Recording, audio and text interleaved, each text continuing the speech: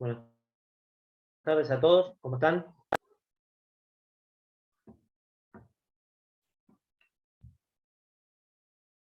Les hago una consulta porque estoy medio perdido con el ritmo de las clases y se me están mezclando con bioética. La última clase que tuvieron conmigo, alcanzamos a ver el análisis de la situación histórica en la Argentina del 50 en adelante con algunos hitos en particular del derecho a la salud, o nos quedamos alrededor de la década del 50. ¿Alguien se acuerda?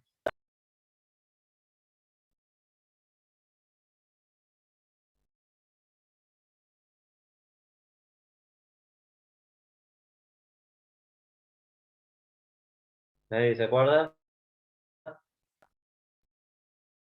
Bueno, vamos a hacer una cosa. Vamos a arrancar haciendo una recorrida rápida, a vuelo de pájaro, de lo que fue los hitos en materia de derecho a la salud en, en esta década. Quedó, digamos, en 50 para adelante y cómo quedó el, el esquema. Ahí se están comunicando los chicos del centro de estudiantes que tienen que ingresar a darme el hospedador. Igual vamos a ir arrancando y cuando me dejen el hospedador, igual de todas maneras no voy a compartir pantalla hoy, así que estamos cubiertos. Antes que nada les quiero aclarar ya que la semana que viene vamos a empezar con los trabajos prácticos, esos que les había comentado que se hacían en clase. No sé si recuerdan que en la primera clase nosotros habíamos deslizado la idea de hacer trabajos prácticos en realidad de reflexión o de opinión, y los íbamos a hacer en clase, ¿no? Íbamos a propiciar la participación a partir de allí.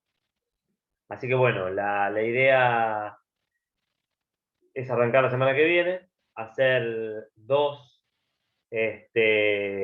presentaciones, una la semana que viene, en realidad no la semana que viene, perdón, sino la otra, ¿no? Discúlpeme que estoy un poquito trastocado con las fechas.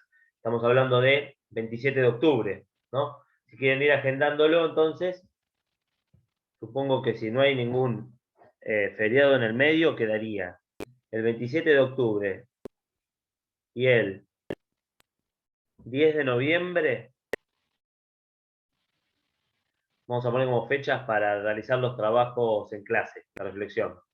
La idea sería el 17, el 24, mejor dicho, de noviembre, hacer una clase de medio ambiente, que esa la vamos a ver si la hacemos desde la cátedra o pidiendo la colaboración interdisciplinaria de otras cátedras, como por ejemplo la cátedra de Derecho del Ambiente, la cátedra de Derecho Ambiental de la facultad, que generalmente da una clase sobre medio ambiente y filosofía, un poquito relacionados. Para ello, también les voy a pedir que si tienen alguna inquietud, algún interés en particular sobre algún tema de derecho ambiental que ustedes quieran que se trate, me lo manifiesten, sea aquí por las clases en vivo o por mail o a través de la plataforma, a través de mensaje, a través de la plataforma. Y bueno, se van a tener en cuenta esas recomendaciones para luego realizar una clase de derecho ambiental. Así que, recapitulando entonces, vamos a ordenarnos con lo que nos queda, que en realidad prácticamente es un mes y medio de clases full, digamos, ¿no? Así que siempre me interesa adelantarme a estos acontecimientos para que ustedes ya estén en conocimiento de cómo se va a desarrollar el cronograma, ¿no? Así cualquiera que tiene algún inconveniente o alguna clase superpuesta o demás puede congeniar o coordinar esas clases y puede estar presente en estas exposiciones, ¿no? Que vamos a hacer, que es lo más interesante, digamos, de la cátedra, porque es la manera y el tiempo de ustedes, ¿no? Que ustedes pueden opinar.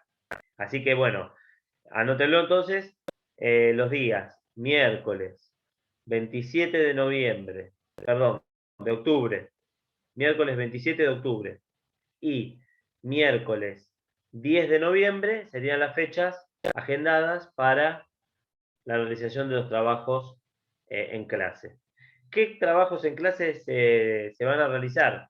En principio se va a realizar el trabajo práctico número 1 y trabajo práctico número 2. ¿De dónde sacan estos trabajos prácticos ustedes para poder ir leyéndolos y viendo acerca de cómo va a ser la dinámica? Bueno, lo van a tener que buscar a través de la plataforma. En la plataforma, en la Cátedra de Filosofía del Derecho, van a tener un apartado que habla de trabajos prácticos, y ahí van a tener los trabajos prácticos numerados, trabajo práctico número 1, trabajo práctico número 2. La metodología es la siguiente: nosotros vamos a, ustedes, mejor dicho, van a elegir uno de los temas que se planteen en cada uno de los trabajos y van a realizar una pequeña reflexión en vivo en la clase de no más de 5 minutos, algo bien escueto, bien sintetizado, ¿no? Que refleje el pensamiento de ustedes acerca de ese tema, ¿no? Tengan en cuenta que son 5 minutos, no hay que extenderse mucho para permitirle a cada uno de los compañeros poder tener su oportunidad, ¿no? Eso lo quiero dejar bien en claro para que después no haya inconvenientes en cuanto a... en cierta medida el docente actúa como un árbitro en esto, ¿no? Y mi idea de árbitro es limitar solamente el tema del tiempo, pero no por una cuestión de que cada uno no tenga más que decir, sino por una cuestión de límite temporal de la clase, ¿no? Nosotros tenemos hasta las 8 de la noche, entonces ese sería el límite temporal. Empezar bien sobre el punto de las 6:30 y extendernos seguramente con la participación de cada uno de ustedes, de que menos de 5 minutos ya tengan la reflexión armada y la puedan llevar adelante. Esto es el tema, digo, ¿no?, de la reflexión en la clase.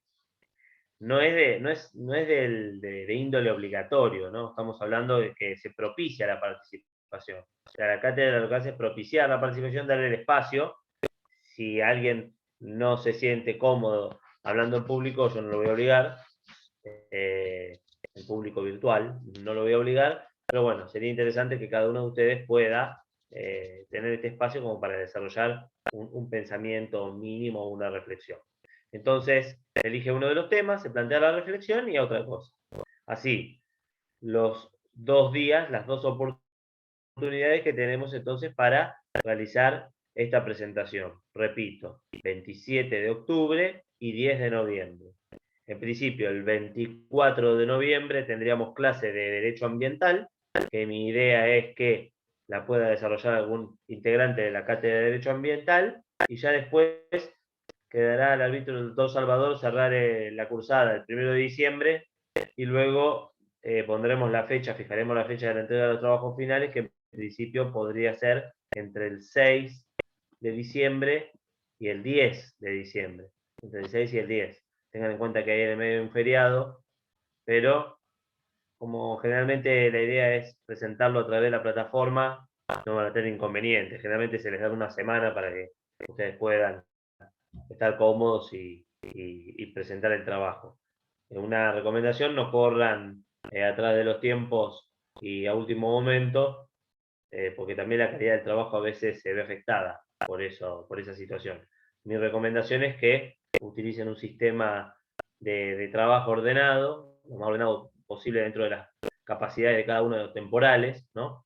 Y que vayan haciendo trabajo lentamente y a conciencia, así ya llegan a la fecha de entrega lo más cómodos posibles, ¿no? Bueno, acá me están preguntando una alumna, digamos, cuál es la consigna específica del trabajo. No sé si ingresaste recién, pero lo que yo había planteado era la idea de elegir.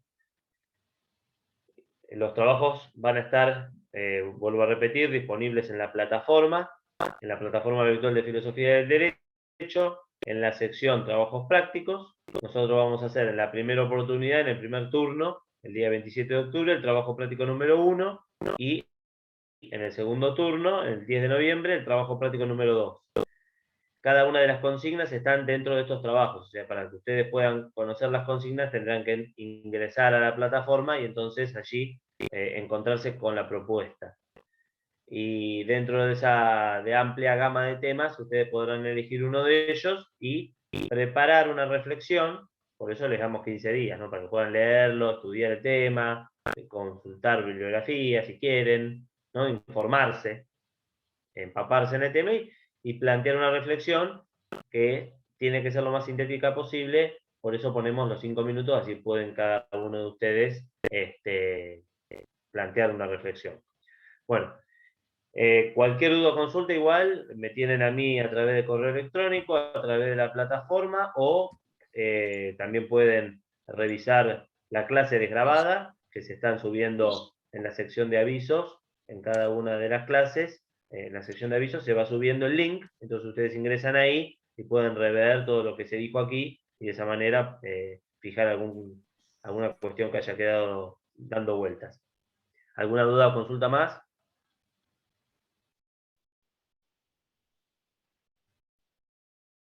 Bueno, vamos a hacer a vuelo de pájaro rápido para ir cerrando el tema de historia y de derecho a la salud.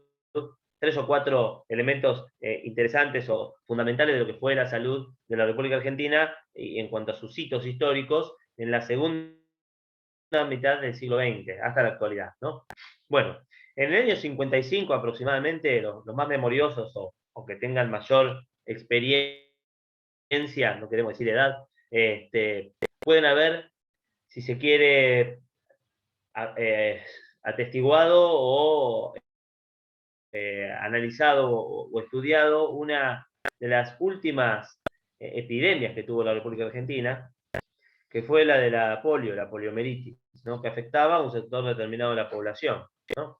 Esta epidemia de la poliomielitis fue muy importante y sacudió, digamos, la fase sanitaria y planteó, digamos, y puso sobre el tapete las funciones jurisdiccionales de cada una de las organizaciones del derecho a la salud, ¿no? Municipales, nacionales, provinciales. Recordemos que para esa época la centralidad, el derecho a la salud era lo que primaba en la organización administrativa, o sea que las órdenes emanaban del Ministerio de Salud Nacional y allí las provincias acataban y los municipios subsidiariamente, ¿no?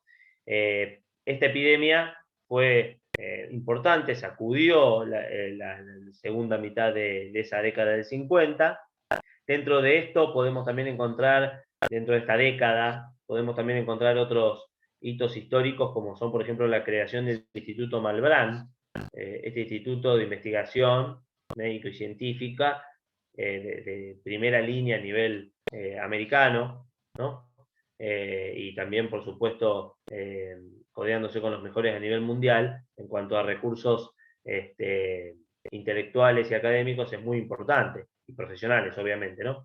El Instituto Malbrán, si ustedes recuerdan, tuvo una participación muy relevante en la primera etapa de la pandemia. Estamos hablando ahora de la pandemia de coronavirus, ¿no? Porque era el Instituto Malbrán el que realizaba los primeros estudios de análisis de secuenciación genómica o genética, que es básicamente el estudio de cuál es la variante o la variable del virus, ¿no? que estaba predominando o que estaba insertándose en la Argentina, ¿no? Y así entonces empezó obviamente también a realizar estudios que se centralizaban en un primer momento en el Malbrán, ustedes no sé si recuerdan, luego obviamente con la pandemia en su mayor expresión se tuvo que descentralizar porque el Malbrán no daba abasto. Es evidente esto, entonces se abrió juego a instituciones privadas y públicas, nacionales y provinciales e incluso municipales, ¿no? Entonces, pero fue el Malbrán el que tuvo mucha actividad, ¿no? Este instituto fundado hacia promediando la década del 50, ¿no? Otros institutos muy importantes también fueron fundados en estos tiempos, ¿no? Sanitarios, como por ejemplo el CONICET, otro instituto o otro centro de investigaciones muy importante, ¿no? De raigambre científico académico en la República Argentina, y entre otros el INTI y el INTA. Ustedes vean lo importante que fue básicamente también para la República Argentina el estudio de la tecnología, por un lado industrial, el Instituto Nacional de Tecnología Industrial, y el estudio de la tecnología agropecuaria, ¿no? El INTA es esencial. Hoy en día el INTA tiene mucha intervención, hoy en día digo, siempre la tuvo, pero en estos últimos años tiene mucha intervención porque el INTA es uno de los encargados de estudiar el análisis de secuenciación genómica, hablando técnicamente, digamos, muchas veces de los elementos que se utilizan para abonar el suelo, para fertilizar el crecimiento y demás, ¿no? Por ejemplo, cuando nosotros hablamos de la producción agropecuaria y la producción agrícola en particular, nosotros tenemos una característica del suelo argentino en muchas partes de la población argentina, en el territorio argentino, pero en la pampa húmeda tenemos básicamente una multiplicidad de cultivos agropecuarios, agrícolas en particular, ¿no? Que se ven expuestos a las inclemencias del tiempo, a plagas, ¿no? Que generan muchas veces que estos recursos agrícolas se vean reducidos. Bueno, la idea de este Instituto Nacional de Tecnología Industrial es básicamente estudiar la posibilidad de conformar organismos que se dicen genéticamente modificados, ¿no? En cierta medida son eso, para poder proteger a las producciones agrícolas que luego van a la mesa de cada uno de nosotros, ¿no? Porque estamos hablando no solamente de la soja, ¿no? A ustedes se les va a venir a la mente la soja porque es lo que está de moda hace 20 años en la Argentina, ¿no? Pero la Argentina eh, produce, de acuerdo a su riqueza agropecuaria, multiplicidad de oleaginosas o de trigos, maíz, trigo, girasol, bueno, y múltiples posibilidades de crecimiento de la industria agrícola que luego básicamente tiene su impacto en la industria alimenticia, ¿no? Y todo ello entonces tiene un estudio complejo, ¿no? Que el Instituto Nacional de Tecnología Industrial y el agropecuario lo llevan adelante, ¿no? Entonces es muy importante esto. Estamos hablando de hitos, por eso vamos a ir rápido, pero cada uno de ustedes podrá reconocer la importancia de que la República Argentina, como un país agroexportador, ¿no? Que es una de sus principales actividades económicas, tenga un instituto de raigambre nacional para poder aportar al estudio y a la evolución en la producción y elaboración de materias primas que luego se transforman en alimentos, ¿no? Y que luego no solamente se consumen en el país, sino que se exportan, ¿no? No solamente quedan dentro del país, sino que también son responsables de, obviamente, alimentar a una parte de una población extranjera, ¿no? Bueno, luego tenemos en un periodo, el periplo del gobierno de Frondizi del 58 a 62, de un tinte, como se les dijo, desarrollista, ¿no? La idea era básicamente rediscutir algunas cuestiones que habían quedado en el tapete. Una de esas es el uso y aprovechamiento de los recursos naturales y dentro de ellos el aprovechamiento responsable de los recursos naturales. Ahí tenemos todo el tema de la nacionalización del recurso petrolero, la anulación de los contratos petroleros, bueno, y toda esta cuestión, digamos, que también trasunda en la salud porque la economía afecta a la salud, ¿no? Y con una economía fuerte, la salud está en condiciones muchas veces de ofrecer muchos más servicios, ¿no? Y con una economía un poco más degradada, la salud también se ve expuesta a esa degradación y a esa falta de inversión, ¿no? Bueno, ese fue el foco en el cual este gobierno de Frondizi trató de ahondar, ¿no? En el ámbito, si se quiere, sanitario, tenemos, por ejemplo, algunas de las cuestiones interesantes para analizar. Bueno, algo que no terminó de ser una epidemia, pero fue una cuestión de crisis sanitaria importante en el noroeste argentino, la fiebre hemorrágica argentina, que era producida por un roedor, en particular, ¿no? Por las ratas, ¿no? La fiebre hemorrágica argentina planteó y puso en el tapete básicamente uno de los elementos que luego fue signando la historia moderna de la República Argentina, ¿no? El incremento de las deficiencias sanitarias, de los problemas sanitarios, conforme iba incrementando o incrementándose la pobreza y la indigencia, ¿no? Muchas veces esta fiebre hemorrágica argentina, que tuvo un epicentro en el norte del país, trae a colación, digamos, uno de los grandes debates pendientes de la República Argentina en cuanto a salubridad e higiene, acceso a agua potable, a recursos esenciales, ¿no? Para evitar enfermedades de alto nivel de contagiosidad, como eran o son, mejor dicho, las que transmiten los roedores, ¿no? Y, por otro lado, básicamente, la indigencia, la pobreza, ¿no? Familias enteras viviendo muchas veces de los recursos que puede dar la basura, ¿no? Y viviendo alrededor de la basura, con todo lo que ello genera y con todo lo que ello se expone, no solamente socialmente, y por eso la necesidad de muchas veces el trabajo social, ¿no? Los licenciados y licenciadas de trabajo social, que son las que están en el territorio y pueden ver básicamente esa realidad social que a muchos nos es extraña, ¿no? Y sino que también básicamente el fenómeno sanitario, ¿no? Que va generando esta ecuación de 1 más 1, 2, ¿no? O sea, pobreza e indigencia, más marginalidad, más condiciones de poca salubridad e higiene, enfermedades, ¿no? Entonces, bueno, esta fue una de ellas y bueno, se planteó, digamos, como una necesidad de poder rediscutir la necesidad de orientación de recursos sanitarios hacia el norte, pero no solamente desde el punto de vista de recursos per se sanitarios, sino básicamente de mejorar las condiciones de vida, ¿no? Porque si uno mejora las condiciones de vida, las condiciones sanitarias van a mejorar directamente. Si las condiciones de vida no mejoran, si nosotros ponemos 200 hospitales, es lo mismo, porque si en el origen la condición sanitaria de salubridad, de higiene, de alimentación no está conforme a lo que debe ser, vamos a tener continuamente el mismo problema y vamos a cometer siempre el mismo error, ¿no? Otros elementos interesantes fueron, por ejemplo, la constitución de universidades no públicas, ¿no? Esto fue una novedad. Hoy en día a nosotros nos parece algo, lo tenemos internalizado y aceptado, ¿no? Algunos podrán opinar que no deberían existir, otros podrán opinar que sí deberían existir, pero no podemos desconocer su existencia, ¿no? Y la existencia de las universidades, tanto públicas como privadas, en convivencia y muchas veces en colaboración, ha sido uno de los grandes logros que ha dado luego la ley de educación superior, tan discutida, y la idea básicamente de avanzar en una integración de los dos sistemas, el público y el privado, ¿no? Bueno, la ley de universidades privadas fue sancionada durante este periplo, ¿no?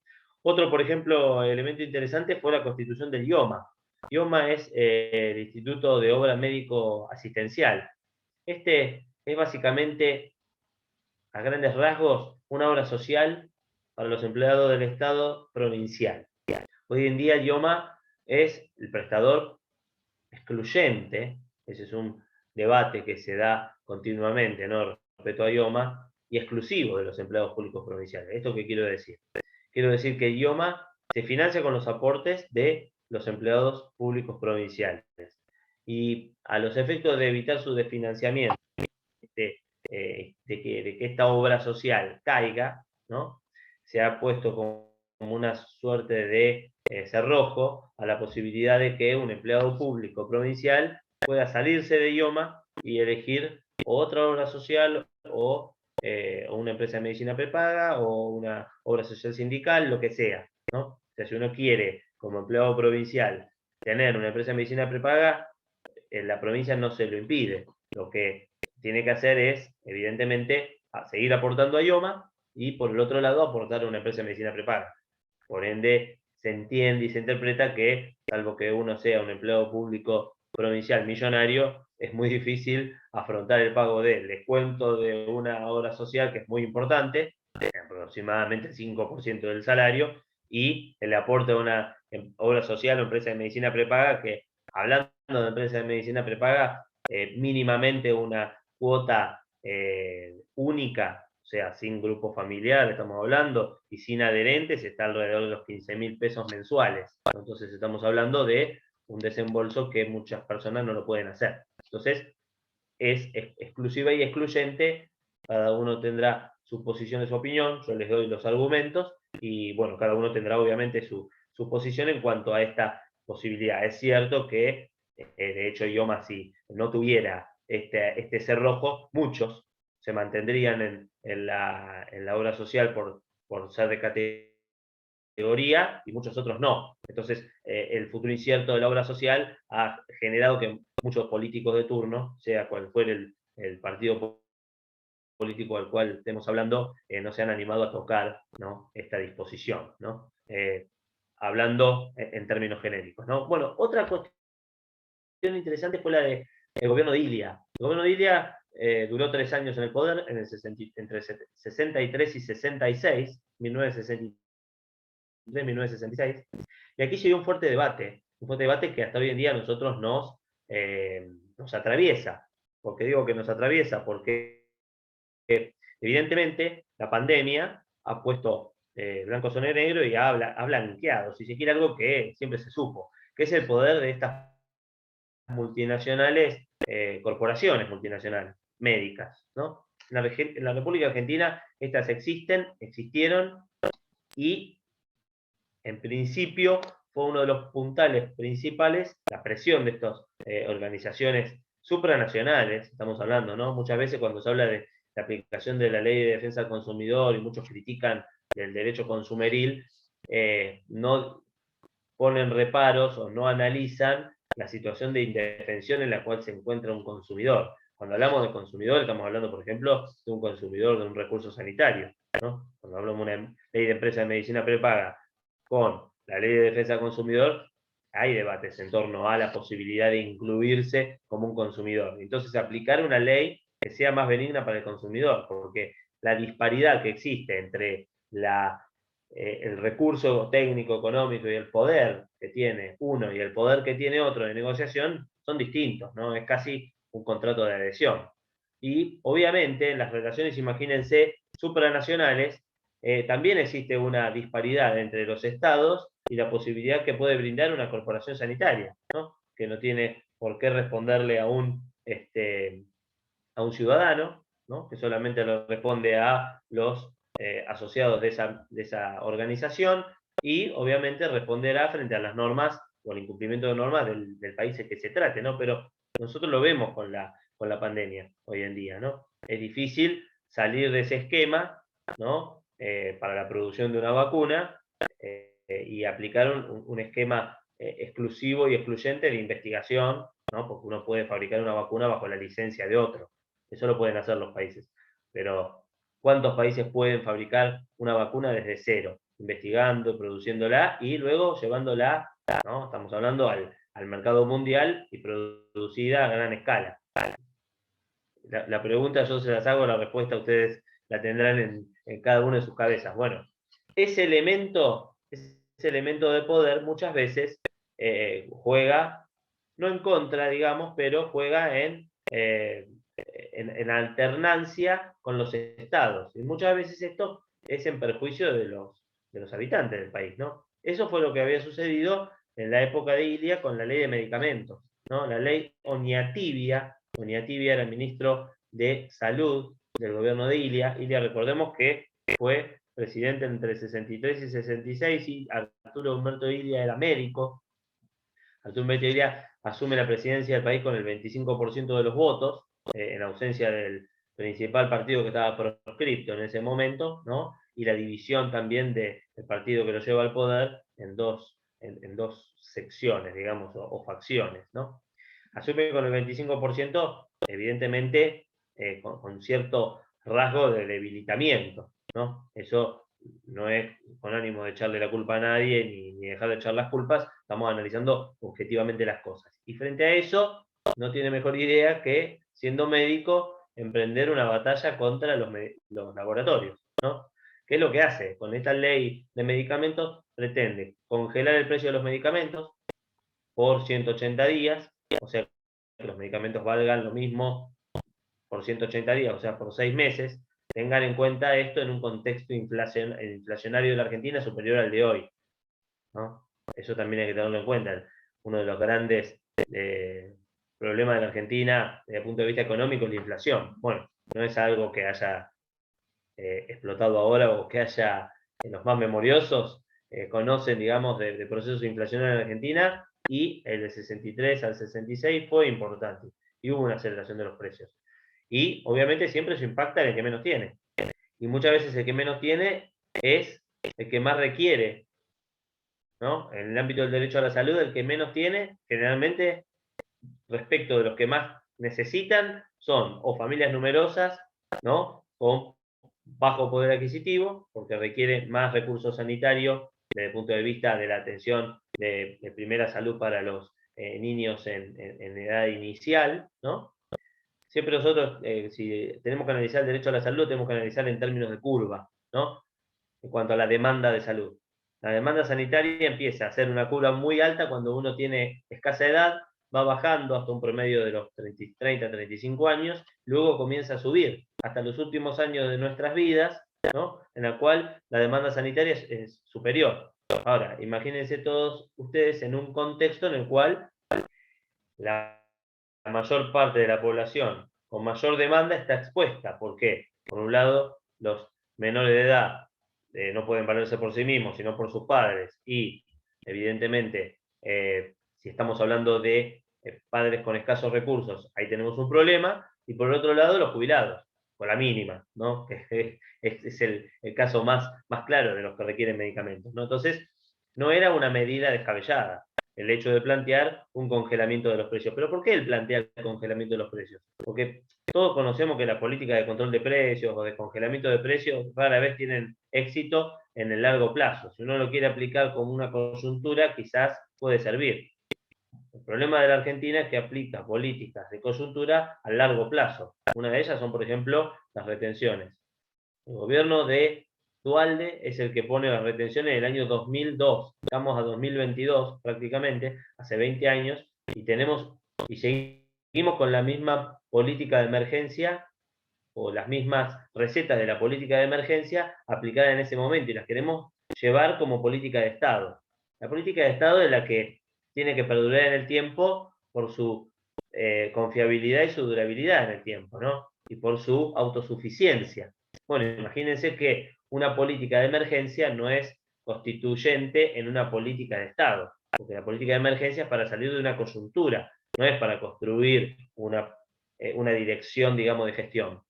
Bueno, en la salud la idea era congelar los precios de los medicamentos por 6 meses mientras se realizaba un estudio, porque el tema no solamente venía por el aumento indiscriminado de los medicamentos, los valores, sino con las drogas que eran utilizadas para producir estos medicamentos. O sea que no solamente el problema venía por el precio del medicamento, sino por la composición del medicamento. En muchos casos se había realizado estudios preliminares en los cuales arrojaba que la posibilidad de la adulteración de las drogas base con las cuales se utilizaban para producir los medicamentos era un hecho, ¿no? Y aquí ya estamos hablando de la salud de la gente y de la vida. Si nosotros aplicamos placebos a enfermedades, sean o no sean terminales, pueden generar una condición degradante en la salud de una persona que puede no llegar a recuperarse. Entonces, estamos hablando de una cuestión seria. Entonces, hasta tanto no terminaran esos estudios, se planteaba el congelamiento de los valores en las mercaderías sanitarias, ¿no? Bueno, dicho, entre otras palabras, la presión, digamos, general sobre los legisladores hizo que esa ley no se aprobara, ¿no? Ese fue un gran debate y una buena ley que podría haber servido como para poder entonces cumplir el rol del Estado, ¿no? Porque siempre uno cuando habla de derecho a la salud se pregunta cuál es el rol del Estado. El rol del Estado es este rol que algunos quieren determinar como un rol paternalista, bienestarista, excesivamente intervencionista, o tiene que ser intervencionista en un determinado momento y controlar y regular. Bueno, para aquellos que interpretan que no debe ser intervencionista o bienestarista en extremo y se enrolan, no digo que sea yo, digo aquellos que plantean y se enrolan en la posición de que puede llegar a tener un rol un poco más de control, ¿no? Como quizás se quiso hacer sin éxito en los 90, por ejemplo, plantean entonces que una de las funciones del Estado, la de controlar y regular, ¿no? Y sancionar, ¿no? Frente al incumplimiento o la inobservancia de la regulación. Bueno, allí entonces fue un gran debate político que no terminó en buen puerto y que lamentablemente podría haber sido de más ayuda o para cumplir eficientemente una función que tiene el Estado, ¿no? Después de eso, bueno, tenemos entre el 70 y 75, 76, el sistema integrado de salud, como una vuelta a la idea de volver a centralizar la salud en las manos de la decisión, estamos hablando, ¿no?, del ámbito nacional. También en este periplo entre el 70 y el 80, la Fundación Favaloro se crea y se pone en funcionamiento, tan cara a los sentimientos de la República Argentina, ¿no? Encabezada por René Favaloro, ¿no? ¿Quién no lo conoce? Bueno, en la época de los gobiernos militares del golpe de Estado del 76, algunas cosas podemos llegar a decir, por ejemplo, la conformación del Consejo Federal de Salud, que estuvo reunido acá en Mar del Plata hasta hace poquito tiempo, donde asisten todos los ministros del área provincial y nacional. Esa es una idea de tratar de volver a las bases en cuanto a descentralizar, ¿no? Para que puedan todos hablar en el mismo nivel de discusión y poder tomar las decisiones sanitarias allí, en el Consejo Federal de Salud, ¿no? Como está el Consejo Federal de Educación, está el Consejo Federal de Salud. Lo integran los ministros de toda la cartera de salud de las provincias y lo dirige el ministro de la cartera de salud nacional, ¿no? En el caso del Consejo Federal de Salud. Otra cosa que fue, no me gusta decir logro, pero fue un hito en el ámbito del derecho a la salud, extrañamente, ¿no?, en el gobierno militar del 76, fue la creación del INCUCAI. En realidad se llamaba CUCAI y luego se transformó en los 90 en el INCUCAI, que es el instituto que se encarga del seguimiento y la promoción para la ablación y trasplante de órganos, ¿no? Cuestión, digamos, que luego fue muy, muy desarrollada, luego de los 90, incluso más por la introducción de muchos criterios más de índole técnico y genético, ¿no? Y de estudios genéticos y del genoma humano, que propenden, si se quiere, a salvar más vidas donando órganos, ¿no? Que es una de las campañas que, sea el gobierno que sea, se desarrolla, ¿no?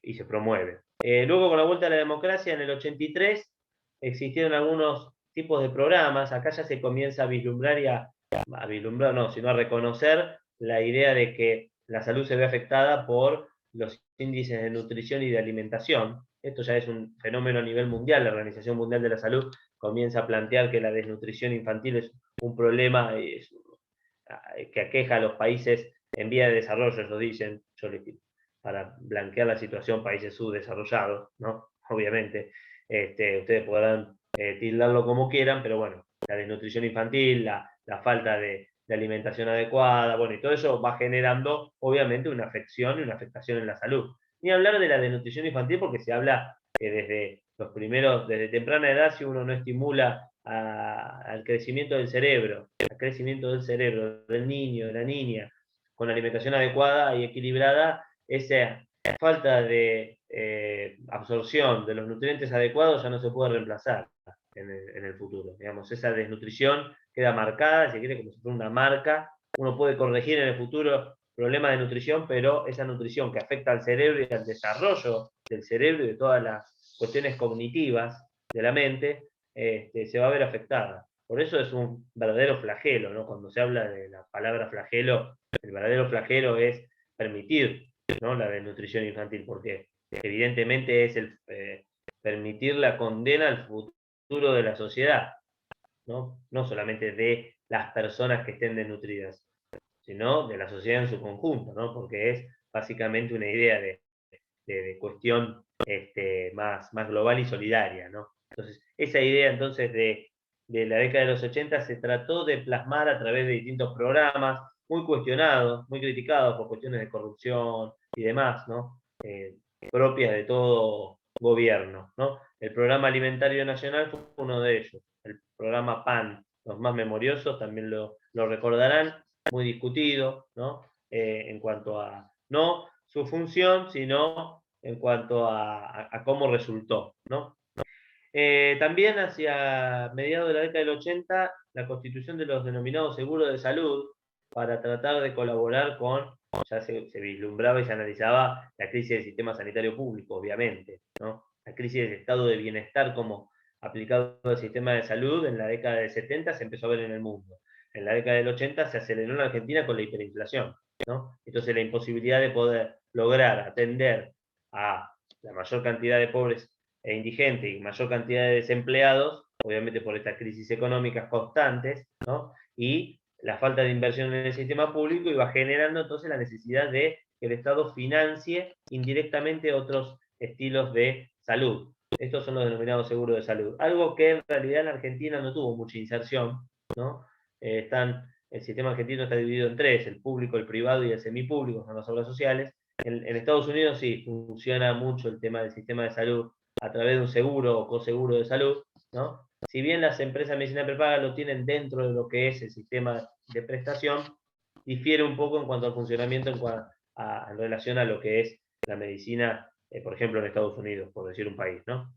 La creación de mayor cantidad de hospitales también fue la primera idea de fuerza para tratar de frenar entonces este incremento en la demanda de salud, ¿no? O sea, para tratar de estabilizarlo. Por ejemplo, el Garrahan fue uno de ellos, ¿no? El Hospital Garrahan también muy conocido y muy renombrado.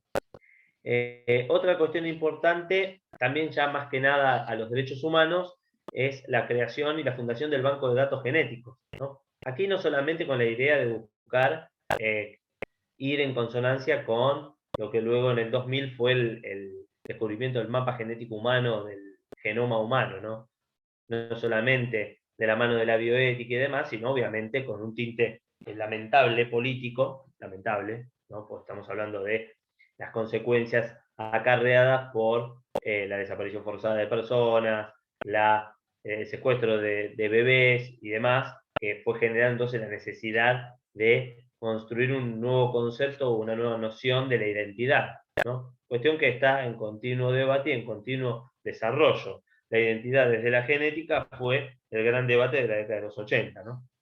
Otro de los elementos también sobre los cuales anida la cuestión del derecho a la salud y la alimentación fue en la creación del FONAVI, o Fondo Nacional de Viviendas, ¿no? Esta es el primer atisbo, si se quiere, de la época moderna, de tratar de lograr construir viviendas sociales, digo de la época moderna porque ya se había instaurado en épocas anteriores, para tratar de generar condiciones salubres, ¿no? De salubridad e higiene, y de acceso a los recursos naturales mínimos, el agua potable, ¿no?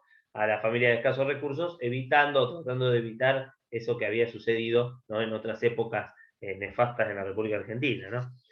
Ya hacia los 90 tenemos obviamente una primera etapa de shock, ¿no? Una política de shock que fue básicamente la ley de convertibilidad el 1 de abril del 91, en el cual con esta ley de convertibilidad se decretó el fin de la inflación, si se quiere.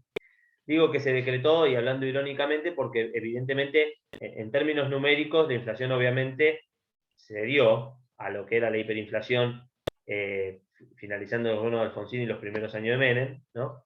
Es decir, la inflación fue terrible, pero claro, bueno, obviamente que en términos numéricos la inflación se dio, no se eliminó, porque se tenía un nivel inflacionario de 2-3% anuales, o analizado y estudiado en aproximadamente 8 años que duró la convertibilidad en el gobierno de Menem. Estamos hablando de un 15% de inflación sin actualización, ¿no? Una devaluación, si quiere, del 15%. Eso sumado, obviamente, que esa fantasía de que un peso valía un dólar duró lo que duró. Duró hasta el 2001 y la explosión del país que nosotros vimos, ¿no? Sin salir, el gobierno de la Rúa, sin poder salir de esa trampa que era la convertibilidad, y el gobierno de Duhalde saliendo a costa de devaluar y de cuestiones judicializadas luego con la especificación y demás, ¿no? En el medio de todo eso, bueno, retención de depósitos, corralito, corralón, préstamos al Fondo Monetario, los préstamos que el gobierno de Menem hizo, que fue el que de los más que más endeudó la Argentina desde el punto de vista externo, fueron básicamente para mantener esa entelequia, esa situación ideal del 1-1, ¿no? Porque había una situación por fuera de esto que no era aplicar recetas neoliberales. Si se quiere, cuando uno habla de aplicar recetas neoliberales, todos los países aplicaron recetas neoliberales. Y les aviso que no le fue como a nosotros. España, Italia, Alemania, las aplicaron. Ni hablar de Estados Unidos, siempre aplicó recetas neoliberales o liberales, como quieran decirles. El tema es cómo uno la aplica, no qué recetas se aplican. No es mala palabra una cosa o la otra. No es mala palabra intervencionismo del Estado de bienestar y tampoco liberalismo económico. Es cómo se aplica de acuerdo a la coyuntura determinada en cada espacio de tiempo y en cada coyuntura de cada país, ¿no? En la República Argentina, la teoría del Estado mínimo se aplica a ultranza, reduciendo las funciones del Estado, entregando a los privados todo, en realidad regalándoselo a los privados, y sin control del Estado, porque la idea del Estado mínimo es que el Estado se mantenga las capacidades de controlar y de regular y de sancionar. Bueno, esto no sucedió. Por otro lado, el Estado liberal promete, estamos hablando en el deber ser, ¿no? Promete el consumo. Bueno, para prometer el consumo vos tenés que tener, obviamente, una sociedad que consuma. Para poder tener una sociedad que consuma, tenés que tener una sociedad que tenga poder adquisitivo. Si vos lo que haces es exclusivamente ceñirte a un plan económico de uno a uno, no competir con el mundo, porque obviamente vos competís con el mundo cuando podés estar en condiciones de competir. Si no estás en condiciones de competir, tenés que abastecerte de lo que el mundo te ofrezca. Entonces, eso se llama importar. No exportás, importás.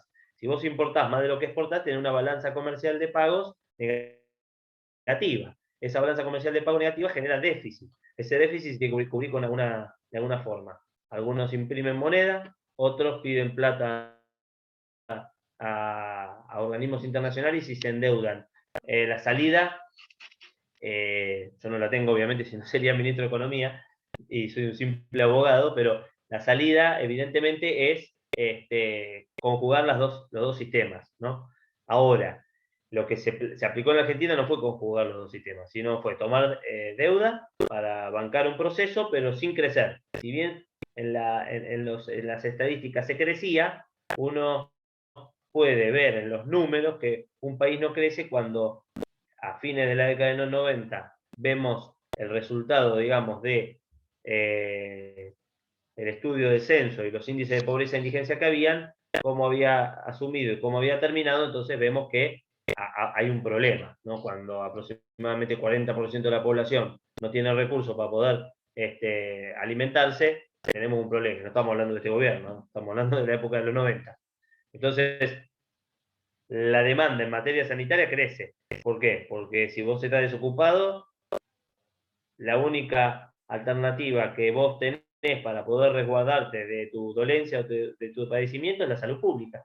No puede el subsistema de la salud pública por una obra social porque no tenés trabajo, o el sistema de la salud privada, mucho menos. Si no tenés trabajo, ¿cómo vas a pagar una empresa de medicina prepaga? Asistirte. Entonces, tenés que ir atenderte a la salud pública. Y si la salud pública no está equipada, porque está desinvertido, porque está reducido en su personal y demás, entra en crisis el sistema. Y de la crisis del sistema sanitario, entonces, es de lo que se trata de salir, después de analizada sus consecuencias, ¿no? Ahora, la última estadística que tiene la República Argentina en materia, digamos, sanitaria, fiable digo porque se rige por los censos, ¿no? El último censo fue en el año 2010, si mal no recuerdo, el del 2020 no se pudo hacer, los censos se hacen cada 10 años, el del 2020 no se hizo obviamente por cuestiones de la pandemia, ¿no? Pero en el año 2009 aproximadamente tuvimos la última epidemia importante en la República Argentina de dengue. No sé si ustedes la recuerdan, fue muy conocida, muy difícil, peor que la del H1N1, ¿no? Peor que la del SARS, no peor obviamente que el COVID, que es una pandemia, porque es una epidemia a nivel mundial, ¿no? Pero bueno, la epidemia del dengue generó una última estadística fiable, una última foto, estamos hablando del año 2009, sitúense el país en el año 2009 y saquen sus conclusiones como estamos en el 2021.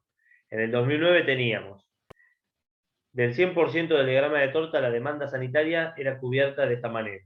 El 46% por una obra social, o sea, sistema semipúblico. El 16% empresa de medicina prepaga o sistema de salud privado. El 2% un plan residual estatal, de los que pueden llegar a reconocer. y el 36%, o sea, casi 4 de cada 10 personas, están sin cobertura. Año 2009, 4 de cada 10 personas sin cobertura. O sea, que tenemos que tener en cuenta esta estadística para poder analizar con estadísticas certeras cómo está la situación de la salud en la República Argentina. Hoy en día estamos sacudidos por la pandemia. Cuando salgamos de la pandemia tenemos que ver la foto. Mejor dicho, no la foto. La foto es la del 2009. Tenemos que ver la película. ¿Qué pasó entre el 2009 y el 2021? ¿No? Y dónde estamos parados. ¿Qué es lo que se hizo? ¿Qué es lo que no se hizo? ¿No? Hoy en día existen profundos debates en torno a, y hace años que existen profundos debates en torno hacia dónde tiene que ir la salud en la República Argentina.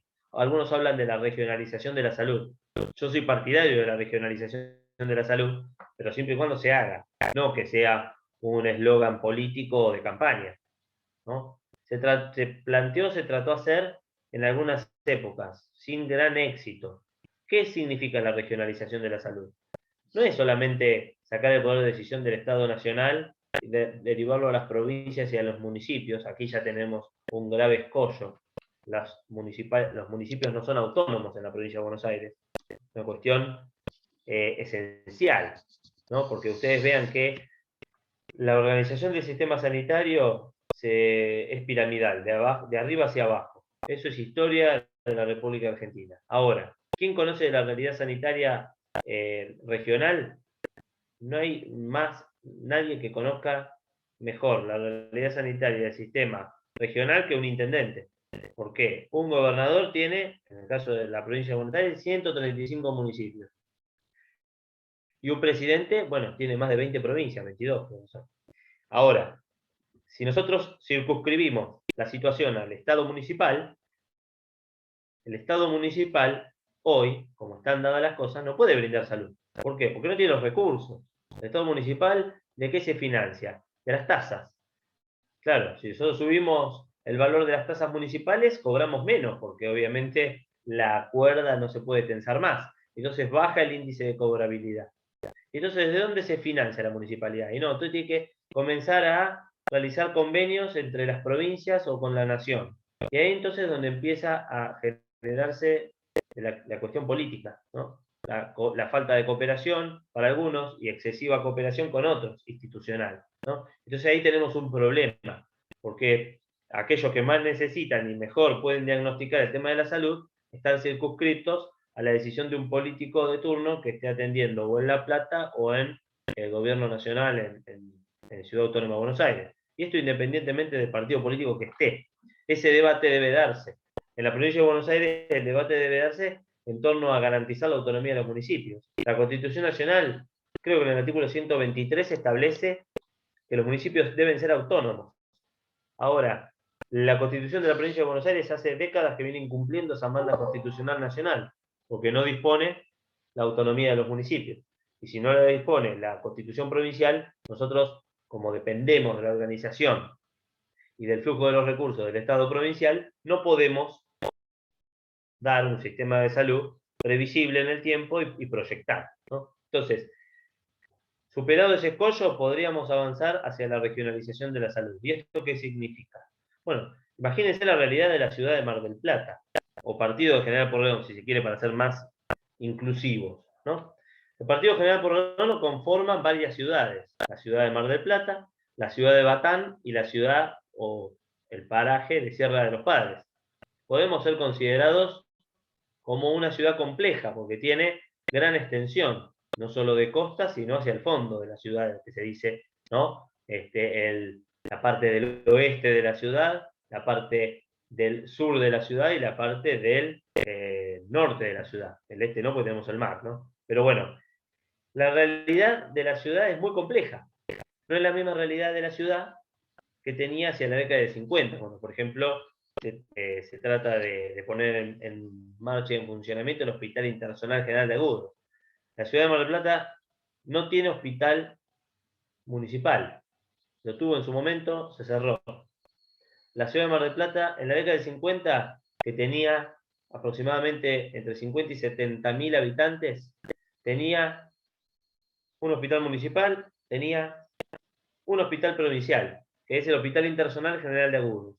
La idea del regional, como se lo denomina a este hospital, era recibir enfermos agudos, o sea, enfermos generalmente terminales, ¿no? Estamos hablando de enfermos terminales de distintas zonas sanitarias. La provincia de Buenos Aires se divide en circunscripciones o en zonas sanitarias. La de Mar del Plata, la que está incluida en Mar del Plata, es la zona sanitaria octava. La delegación de la zona sanitaria octava está ahí en calle Independencia y 3 de febrero, 9 de julio, por ahí, en una esquina. Esa es la sede. En la que, por ejemplo, organiza el sistema de vacunación de la pandemia COVID, en la zona sanitaria octava. Las vacunas llegan a la zona sanitaria octava, la zona sanitaria octava las distribuye, ¿no? Eso forma parte de la centralidad que hay hoy en día. Si tuviéramos regionalización,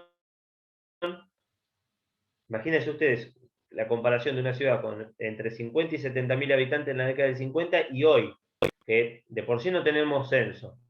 Pero bueno, podemos estar hablando de una ciudad en términos lineales de más de 800.000 habitantes. Para mí más de 1.000.000. Pero bueno, vayamos con los números. La última censo nos dio 700.000 habitantes hace más de 10 años.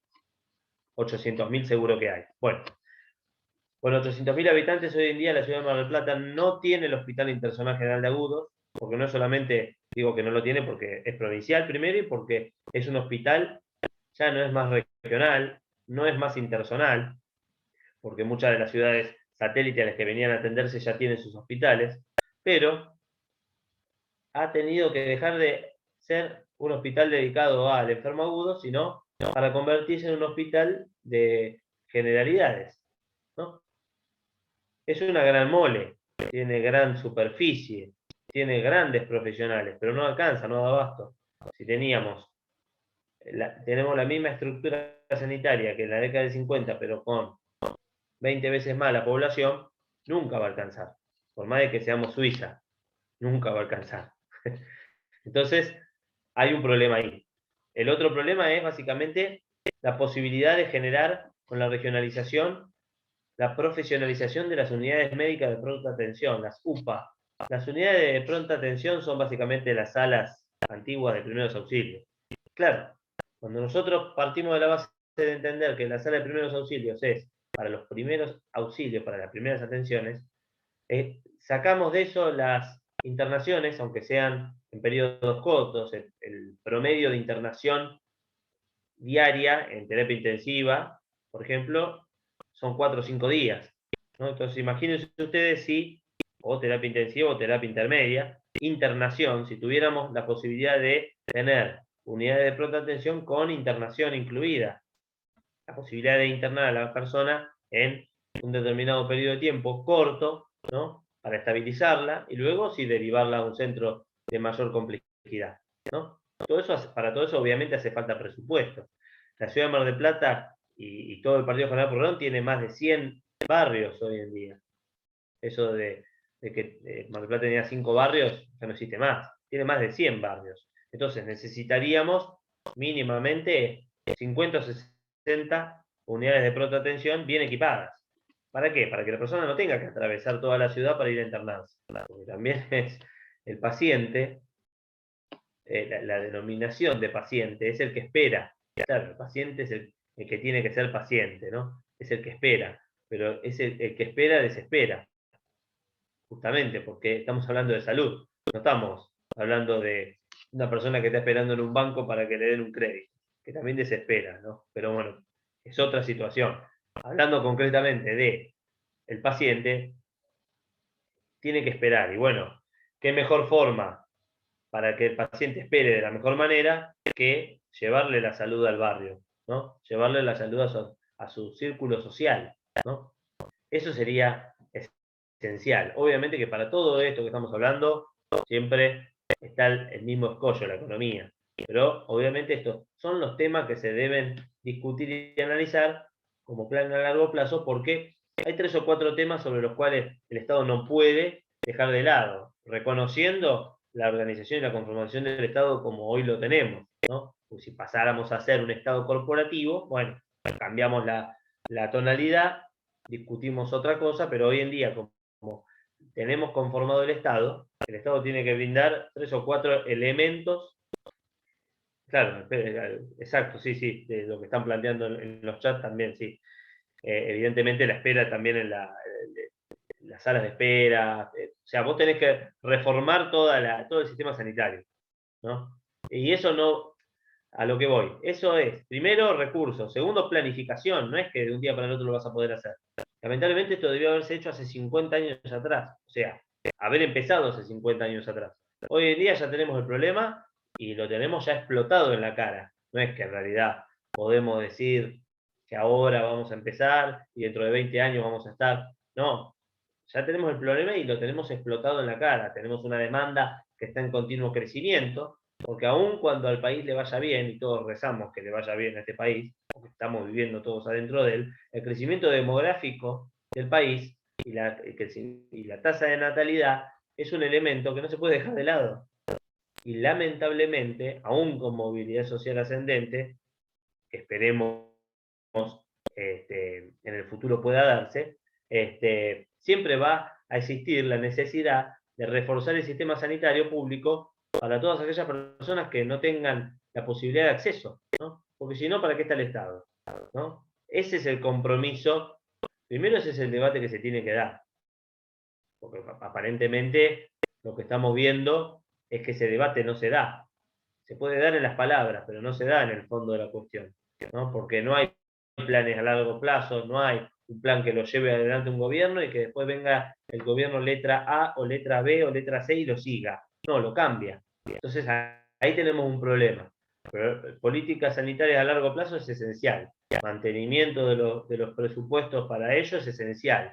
Y quizás de acá a 20, 30 años uno pueda ver entonces una mejora en este esquema, ¿no? El tema, por ejemplo, de la desnutrición infantil, que es uno de los problemas que aqueja el derecho a la salud desde el inicio, desde el nacimiento, no es algo que se pueda resolver de un día para el otro, pero si uno no lo empieza a atacar y a resolver hoy en día, las consecuencias se van a ver en el futuro. Lo mismo con la salud. Uno puede no regionalizar hoy y no invertir hoy y esperar a que mañana mejore la suerte, pero la salud en un momento nos alcanza. O sea, la salud o la falta de salud, ¿no? En algún momento nos alcanza. Es el círculo biológico de la vida. Y entonces, frente a esa situación, es necesaria la idea de un compromiso del Estado, aunque sea con planes a largo plazo, para tratar de lograr en el futuro ir avanzando, ¿no? Bueno, eso era en cuanto a historia del derecho a la salud. No los quiero aburrir más. Vamos a pasar a otro tema rápido y vamos a ir avanzando más rápido en cuanto al derecho a la salud. 3 o 4 puntales básicos. ¿De dónde surge que el Estado debe garantizar el derecho a la salud? Porque muchos plantean que es un derecho constitucional. Yo les digo que hasta antes de la reforma de la Constitución del 94, esto no era así. Pero existían demandas, procesos de amparo, judicialización de la salud, que existió desde toda la vida, respecto de las cuales, aún sin estar contenido dentro de la Constitución, el derecho a la salud se entendía como un bien esencial que debía garantizar el Estado. Y ante el incumplimiento de este bien, de esta garantía esencial, se podía iniciar las reclamaciones judiciales, ¿no? ¿Qué es lo que pasaba?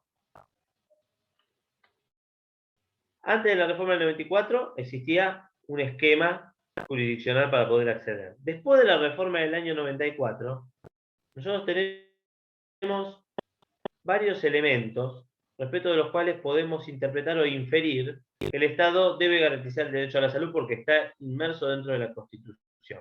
Ahora, ¿qué artículos pueden jugar o entrar en juego en esto? Bueno, entre otros, del artículo 14 de la Constitución Nacional, la parte pertinente del derecho de peticionar ante las autoridades, podía derivarse la interpretación de que tendríamos la posibilidad de garantizar este derecho.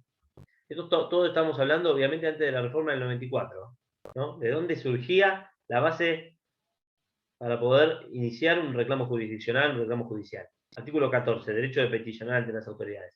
Artículo 33, declaraciones de derechos y garantías implícitas, esas que indica la Constitución que, sin perjuicio de que no estén explícitamente indicadas, si se derivan de la forma representativa, republicana y federal de gobierno, deben ser admitidas. Bueno, obviamente el derecho social por autonomía es el derecho a la salud, derivado del derecho a la vida, es un derecho humano fundamental, aún previo a la reforma de la Constitución. Los derechos humanos no son olvidados por la Constitución pre-94, sino que solamente lo que hace la Constitución 94 es afianzarlo e integrarlo dentro del texto constitucional, pero el derecho humano en sí, básicamente, puede estar incluido dentro de este artículo 33 de la Constitución. Luego ya con la reforma de la Constitución del 94 fue mucho más sencillo. Hay dos artículos que juegan claramente, ¿no? El 75 inciso 22, la ratificación de los tratados internacionales, con contenido de derechos humanos, ¿no? Esto obviamente esencial y directamente defiende la salud, ¿no? Pero explícitamente la Constitución Nacional menciona el derecho a la salud solamente en un artículo, que es el artículo 42 de la Constitución. El artículo 42 de la Constitución, algunos dicen que en realidad es una reglamentación de la ley 24240, que es la ley de defensa de los usuarios y consumidores, que básicamente defiende el derecho a la salud en la relación de consumo, ¿no? Que se debe respetar y garantizar el derecho a la salud en la relación de consumo. Ahora, ¿qué es lo que interpretaron con esto los doctrinarios? Que obviamente quien puede más puede lo menos, ¿no?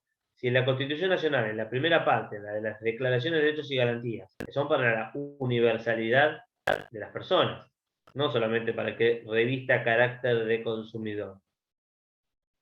Repito, si en el artículo 42, en la parte declarativa de los derechos y garantías que aplican a la universalidad, respeta y consagra el derecho a la salud, aunque lo indique para la relación de consumo, se puede interpretar que puede aplicarse para todo tipo de relación, aunque no sea relación de consumo. Ello independientemente de el tratamiento que le haya dado o le esté dando o le vaya a dar la justicia a este tema, ¿no? Que es donde luego termina, porque la relación de consumo se entiende hoy en día al derecho a la salud incluido. Y cuando hablamos de consumo, no solamente estamos hablando con una empresa prestataria privada o con una obra social, sino también con el Estado. O sea que podríamos incluirnos todos y cada uno de nosotros dentro del artículo 42 de la Constitución. Ahora, obviamente, se verá en los fallos de los jueces qué interpretación hacen en relación a la situación de consumidor, ¿no? Ese deber de información, ¿no? Esa consagración de ese contrato de adhesión y ese abuso de la posición dominante, ¿no? Que son las principales características de la ley 2440 y del artículo 42. Pero bueno, de allí surge, si se quiere, el texto constitucional, de dónde puede surgir esta defensa al derecho humano esencial, que es el derecho a la salud. En el ámbito internacional también el derecho a la salud ha tenido su acogida. Tiene uno de los principios fundamentales, como es el principio de progresividad, como uno de sus puntales.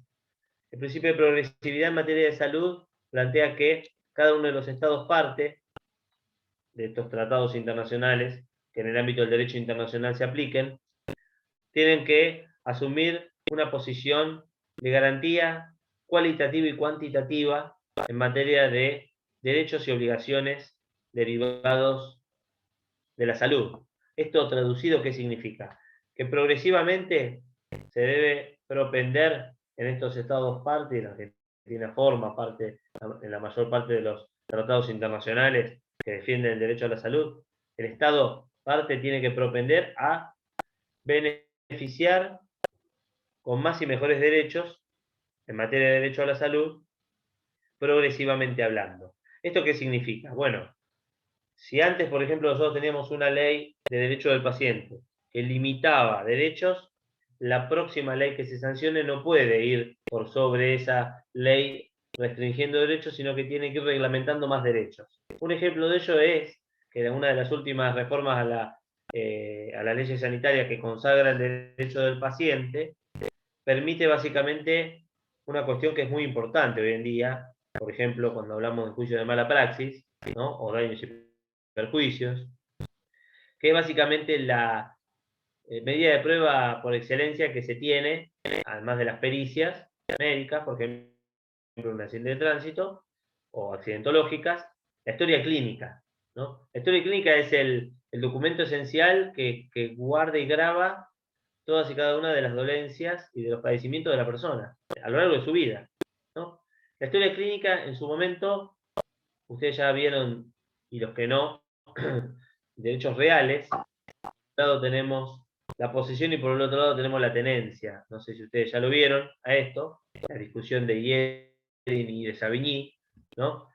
La tenencia es el hecho mero de detentar la cosa, de tenerla. Muchas veces reconociendo en el otro, y esta es la característica esencial, la propiedad de la cosa, ¿no? Por ejemplo, hablando en derecho inmobiliario, el inquilino o locatario es tenedor, es un simple tenedor de la cosa, porque reconoce en otro, cuando firma un contrato, la propiedad o el señorío de la cosa, como se le dice en términos elegantes, ¿no? La posesión es otra cosa. La posesión es aquel que ejerce la tenencia pero con ánimo de dueño. O sea, que tiene la cosa pero que se reconoce como dueño. Bueno, antes de la última reforma de la Ley de Derecho del Paciente, la historia clínica estaba en posesión y por ende dominio de la clínica o del establecimiento hospitalario, y tenencia también. O sea que era dueña, ama y señora la clínica, el hospital, ¿no? Entonces, muchas veces uno tenía que recurrir a mandas judiciales extraordinarias por fuera de un pedido de informes para poder obtener esta historia clínica, para poder fundar su derecho. Esto cambió.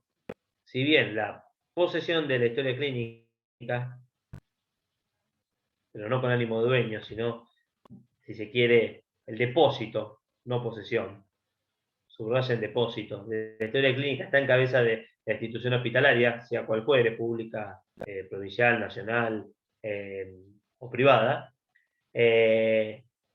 la propiedad la reconoce en otro, que es básicamente el paciente. Esto también tiene cierta lógica, obviamente, porque la posesión de la historia clínica tiene que estar en manos, o el detentar físicamente la historia clínica tiene que estar en manos de la institución hospitalaria, porque uno cuando llega con un padecimiento, con una urgencia, se tiene que tener la historia clínica a mano, ¿no? Esto es esencial, como una cuestión de derecho a la salud, ¿no? De bienestar. Pero, al cambiar esta situación y reconocer en otro el carácter de dueño, uno puede reclamar este historial clínico cuando lo requiera, por las medidas probatorias que quiera o por el simple hecho de tener a su disposición la historia clínica, ¿no? Entonces, aquí es donde se aplica por autonomacia el principio este de progresividad en el ámbito de derecho internacional, en el ámbito de salud, se viene aplicando hace bastante tiempo. Nos quedaría hablar sobre un poquito de la intervención estadística en materia de derecho a la salud, que es muy interesante esto. Con esto les voy a cerrar la clase. Existen distintas formas de generar conciencia inconscientemente, si se quiere. ¿Qué significa esto? En la inconsciencia o el subconsciente es aquel que piensa por nosotros, ¿no? Es aquello que internalizaba Platón como el alma, ¿no? No nos vamos a poner religiosos, no nos vamos a poner esotéricos, ni mucho menos. Estamos hablando de internalizar algo. Algunos, como Descartes, planteaban un procedimiento deductivo. Aristóteles lo llevaba más por el lado del realismo y del materialismo, ¿no? Pero bueno, es lo que uno piensa, ¿no? Y lo que uno piensa surge de algún lado. Bueno, ahí están las filosofías antiguas que empiezan a plantear de dónde surge el pensamiento, la esencia, la existencia, el ser y demás. Pero no nos vamos a meter en ese camino porque, por primero, tenemos menos de 15 minutos y segundo, yo quiero ir por otro lado. ¿Por qué lado quiero ir? Quiero ir por el lado de que uno, ese mecanismo automático que hace de pensar, muchas veces no es tan automático, sino que muchas veces ese pensamiento deductivo en realidad es inductivo. ¿Qué diferencia hay entre lo deductivo y lo inductivo? Lo deductivo uno lo deduce, ¿no? Mediante un ejercicio de deducción. La inducción es incitar a una persona a pensar algo. No hablemos de manipulación, no hablemos, pero sí hablemos de inducción, ¿no?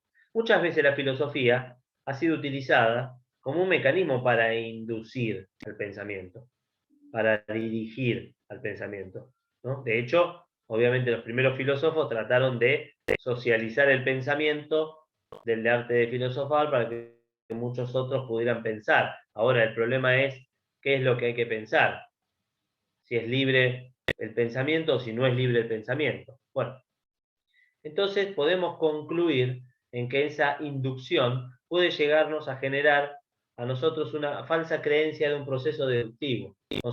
O sea, esa inducción que es inconsciente, no es consciente, no es que viene una persona y te dice lo que tienes que pensar, sino que a través de distintos tipos de mecanismos logra generarte a vos una inducción, logra inducirte a un pensamiento y luego muchas veces en tu subconsciente no lo percibís e interpretas que es deductivo tuyo. O sea que vos opinás eso porque vos lo crees. Bueno,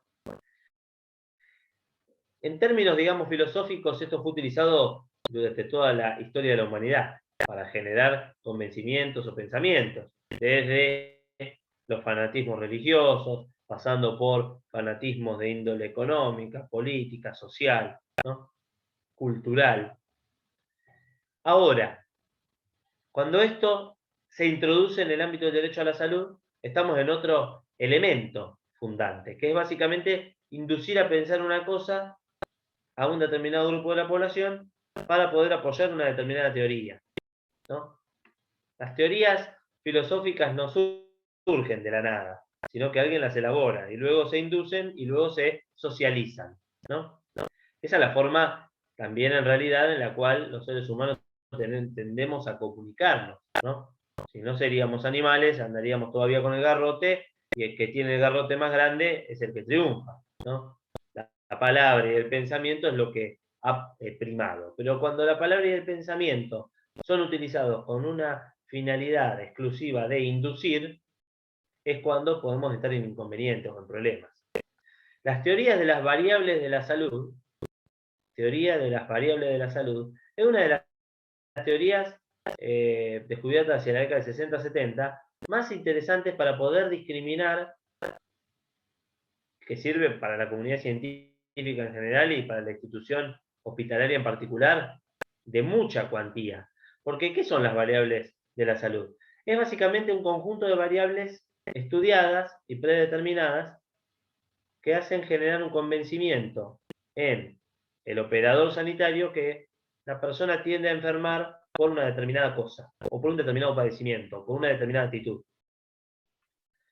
Si fuera una estadística sola y per se, nosotros podríamos analizarla y estudiarla en compartimentos estancos y podríamos analizarla y estudiarla de acuerdo a los porcentajes de cada una de ellas. Pero cuando se analiza en complejo y en contexto, esta teoría de la variable de la salud puede tener determinadas opiniones, que para algunos de ustedes puede ser equivocada y para otros no, que puede apoyar una teoría u otra, ¿no? Enrolados en esa histórica discusión en torno al bienestarismo o a la economía de mercado, desde el punto de vista de la salud, entendiendo en términos generales, estamos hablando del bienestarismo como aquella función del Estado que garantiza el derecho a la salud con sus inversiones y demás, y de otro lado está la empresa o la economía de mercado que lo único que le importa es el rédito, etcétera, etcétera. O sea, enmarcados en esa simpleza, las teorías de la variable de la salud pueden apoyar a una u otra, a otro pensamiento, ¿no? Ahora, ¿cómo se aplicó en la primera etapa las teorías de la variable de la salud? Hoy en día, cuando ustedes googlean variables de la salud, como teoría existen multiplicidad de causales, más de 30 hay. Y mientras más se estudie el derecho a la salud, más se van a estudiar las posibles enfermedades y más variables de la salud va a haber.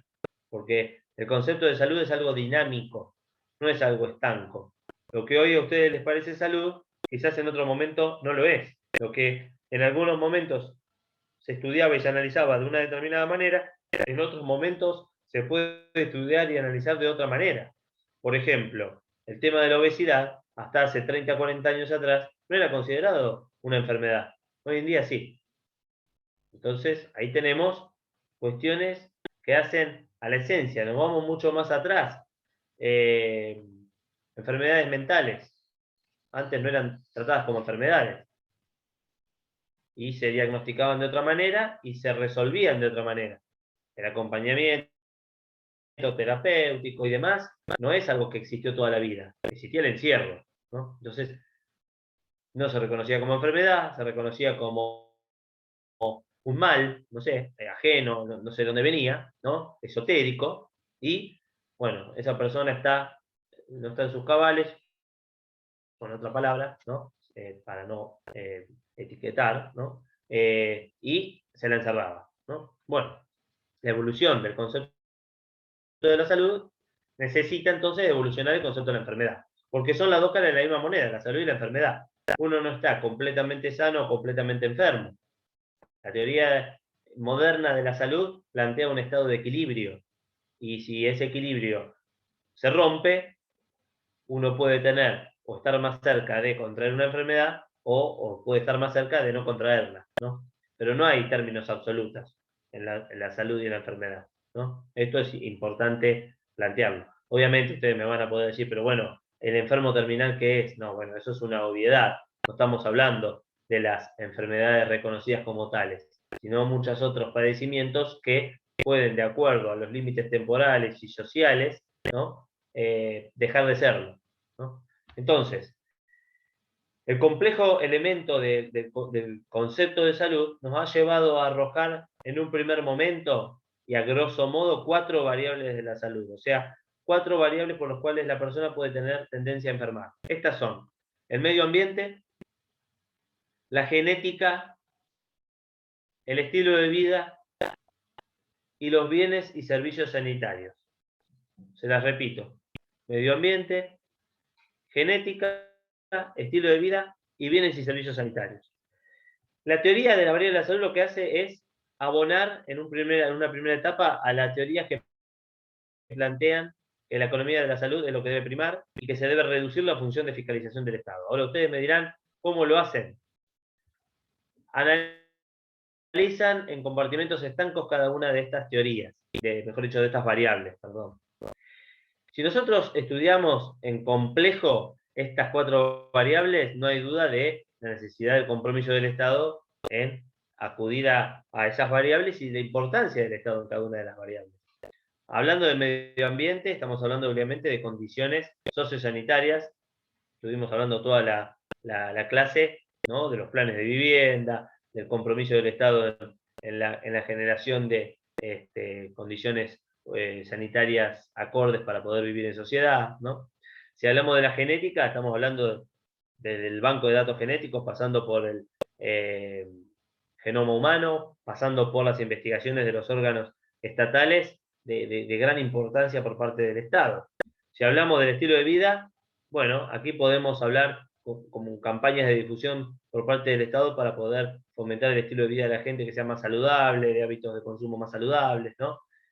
No atenerse, digamos, a situaciones de estrés o de alto estrés, bueno, función del Estado importante también. Y la de los bienes y servicios sanitarios, ni que hablar, obviamente, porque si estamos hablando del sector público, ¿quién debe proveer de los bienes y servicios sanitarios? El Estado, ¿no? Pero cuando nosotros hablamos en términos cerrados y en compartimentos estancos a cada una de las variables, vemos que la tonalidad puede cambiar. Porque yo les voy a plantear en un primer momento estas 4 variables de la salud, que hoy en día se han extendido a muchas más, en qué porcentaje participan de un diagrama de torta del 100%. Empezando por el medio ambiente. El medio ambiente participa del 20% de las variables de la salud. O sea, hoy en día, 2 de cada 10 personas tienen tendencia a enfermar por condiciones sanitarias o fitosanitarias o sociosanitarias inestables. Entonces, ¿qué es lo que hacen los que favorecen la teoría de la economía de la salud? Que obviamente el Estado no tiene por qué intervenir en las cuestiones de regulaciones ambientales si 2 de cada 10 personas, o sea, 8 de cada 10, no tienen tendencia a enfermar por la cuestión medioambiental. Esto analizado en términos estancos es evidente. Estamos hablando de 2 de cada 10, es el 20%, es poco. No es interpretación, en la interpretación de los que plantean esta postura o esta teoría. La segunda, la genética humana. 25% de la población tiene tendencia a enfermar o puede tener tendencia a enfermar por cuestiones genéticas. Imagínense, una de cada 4 personas, es muchísimo. El Estado tendría que intervenir en este respecto. Pero claro, la genética humana requiere de grandes presupuestos y de grandes monumentos dinerarios, a los cuales el Estado, como tiene que atender otras necesidades, no puede atender. Esa es la explicación de los que favorecen a la economía de la salud. Por otro lado, el 10% tiene tendencia a enfermar por carencia de bienes y servicios sanitarios. Ahora, ustedes me dirán, si de 2 de cada 10 tenían tendencia a enfermar por cuestiones medioambientales y el Estado no intervenía, si 1 de cada 10 tiene tendencia a enfermar por carencia de bienes y servicios sanitarios, no hay razón o motivo por el cual el Estado debe intervenir, o incrementar presupuestos, o dotar a los hospitales de mayor tecnología, porque 9 de cada 10 se enferman de otra cosa, ¿no? Analizar compartimentos estancos, se los vuelvo a repetir. Y nos queda la última, el estilo de vida. El estilo de vida, esta teoría plantea, y no ataquen a la teoría, porque la teoría son números. La teoría plantea que el 45%, o sea, casi la mitad de las personas tienen tendencia a enfermar por el estilo de vida. Hasta hace 30 años atrás, el estrés no era considerado una enfermedad. Hoy en día, seriamente, estamos considerando la posibilidad de tender a enfermar por el estrés.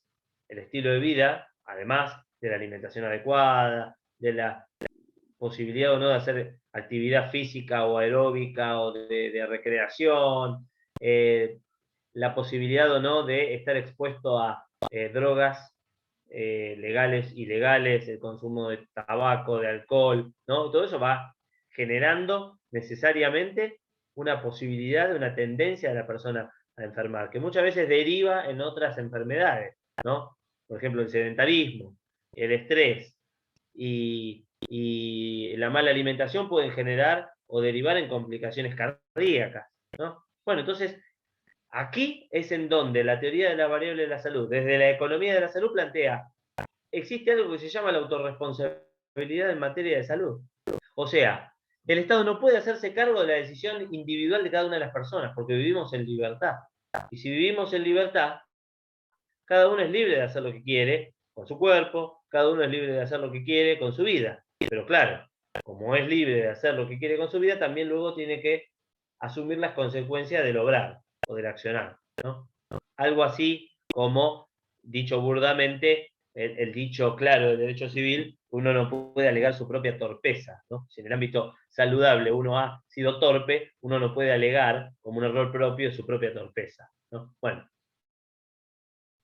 obviamente que toda esa introducción del consciente o del subconsciente es importante para que ustedes interpreten hacia dónde uno va cuando va analizando situaciones de este tipo, ¿no? Por ejemplo, publicidad engañosa en los medios, cualquiera fuere, cualquier medio que fuere, publicidad tendiendo a el consumo de determinados productos, ¿no? Derecho al acceso a la información, el derecho esencial del derecho del usuario y consumidor, al margen de las cuestiones generales de disparidad, si se quiere, en la relación consumidor y prestador del servicio, es el derecho a la información. Si ustedes no tienen el derecho a la información garantizado, no pueden tomar decisiones libres. Y si no hay libertad, no hay autonomía, ¿no? Entonces, si no hay autonomía y no hay libertad, evidentemente se ve vulnerado el derecho a decidir y a elegir. Entonces, ¿de qué estamos hablando cuando hablamos de estilo de vida? Si muchas veces ni siquiera podemos elegir, porque la información con la que contamos no es suficiente. Entonces, vean ustedes cuánta necesidad de regulación que existe. ¿Y quién más que el Estado puede existir para regular esto? Nadie. Tiene que perseguir al incumplidor, tiene que sancionar al incumplidor, y le digo perseguir, tiene que perseguir, y los tiene que sancionar, porque el derecho a la información no es solamente el hecho de que te salga una publicidad y que te diga que vos tenés que tomar 4 gotas de un medicamento determinado para poder dormir a la noche. Eso es fomentar el uso de una droga, ¿no? Que quizás bajo prescripción médica, bajo control médico, no bajo libre, ¿no? Y desregulada, podría ser una solución de coyuntura para un determinado problema general. Pero claro, cuando vivimos en una sociedad consumista, del ya, de la hora, y no de la reflexión y del tiempo de espera y de la pausa, esto se vuelve alimento de todos los días, ¿no? El consumo se vuelve alimento de todos los días. Entonces, resulta muchas veces necesario parar la pelota, rediscutir el rol del Estado y poder establecer reglas claras, digamos, de convivencia para el futuro. Bueno, en términos generales y muy reducido, eso es lo que yo les quería plantear para hoy. Recuerden entonces las dos citas que tenemos. El próximo 27 de octubre, trabajo práctico número 1, lo pueden ir viendo a través de la plataforma. Y el próximo 10 de noviembre, trabajo práctico número 2, a través de la misma plataforma. Cualquier duda o consulta que tengan en relación a cómo acceder al trabajo, si no está visible, si cualquier situación que vean, me la hacen saber. Y tengan en cuenta también la temática de derecho ambiental, ustedes la pueden elegir. Aquel que quiera, esté interesado en proponer alguna, me la puede enviar a través de la plataforma o vía mail, o nos vamos comunicando a través de aquí de la pantalla. Esperemos poder volvernos a reencontrar antes del final del cuatrimestre presencial. Y bueno, espero que tengan buena semana y buen fin de semana. ¿Alguna duda, consulta?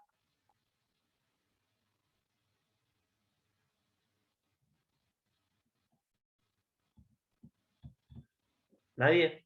Bueno, damos finalizada entonces la clase. Espero que tengan buen fin de semana. La clase se va a subir al campus en estos días.